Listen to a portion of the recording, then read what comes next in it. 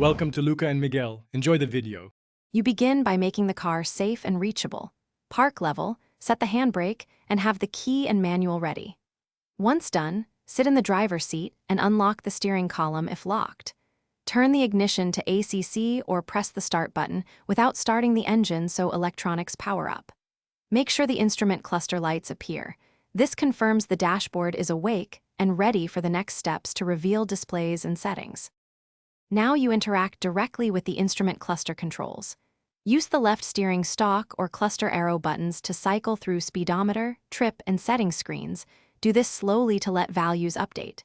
When you see the settings menu, press menu or OK to enter deeper options like brightness, units, and language. Make sure to confirm choices by pressing OK, otherwise the cluster reverts. Once adjustments are done, back out one level or hit the home symbol to keep the dashboard showing your preferred view. Finish by saving any changes and performing an ignition off-then on cycle so the cluster remembers settings. If the dashboard stays blank or flickers, make sure battery voltage is healthy and check the instrument cluster fuse in the engine bay. Replace if blown. If menus freeze, use the factory reset option in settings to restore defaults, then reapply your preferences.